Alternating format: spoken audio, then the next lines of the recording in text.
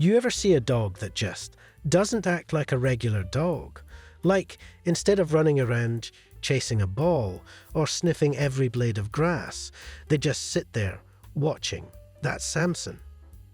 At the park, all the other dogs are out there having the time of their lives, jumping, barking, rolling around. But Samson, he sits in the corner, just watching. He doesn't chase after sticks. He doesn't wrestle with other dogs. He just exists in his own little world. And honestly, it's kind of heartbreaking. Samson isn't just any dog. He's a service dog. He was trained to be alert, to be serious, to always be on duty. And somewhere along the way, I think he forgot how to just be a dog. And that got me thinking, does he even know how to have fun? Does he know what it's like to just be goofy, to play, to be carefree? Or has his training completely taken over his instincts? I couldn't stop thinking about it. Then one day something changed. We were out on a trip, just walking around when Samson suddenly stopped in his tracks. I followed his gaze and saw what had caught his attention.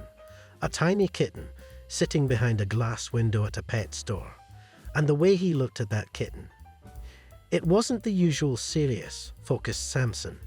There was something different in his eyes. Curiosity, interest, maybe even excitement. And that's when the idea hit me. What if Samson had a friend?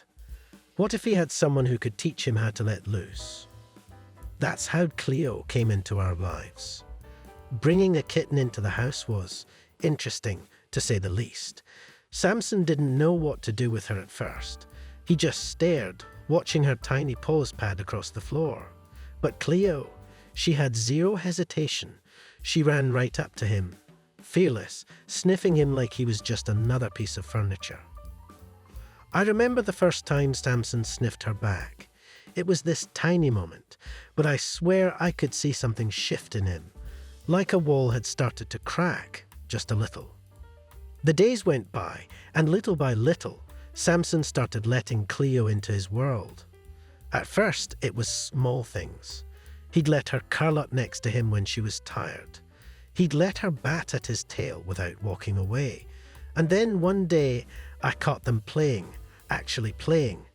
Cleo was bouncing around, swiping at him with her tiny paws, and Samson, he was lowering himself to her level, nudging her gently, letting her win. I had never seen him like that before. And that was just the beginning. As Cleo grew, so did their bond. She started following him everywhere. If Samson walked to the kitchen, Cleo was right behind him. If he went to his bed, she curled up next to him. And the biggest surprise? Samson didn't just tolerate it, he loved it.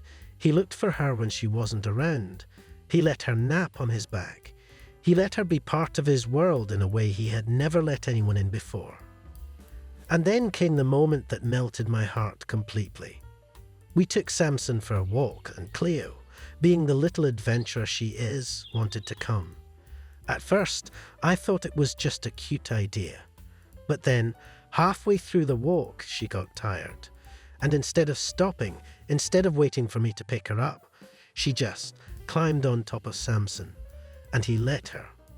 There he was, this big, strong, serious dog, walking calmly down the street with a tiny kitten perched on his back like she belonged there. That's when it hit me.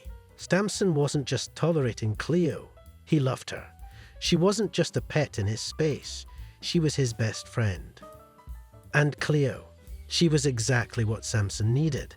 She taught him how to relax, how to play, how to just be. She brought out a side of him that I didn't even know existed. And watching them together, I realized something. Sometimes love comes from the most unexpected places. We assume friendships have to make sense, that they have to be logical. But look at these two, a towering service dog and a tiny kitten. No one would have thought they'd be best friends, but they are, and it's real.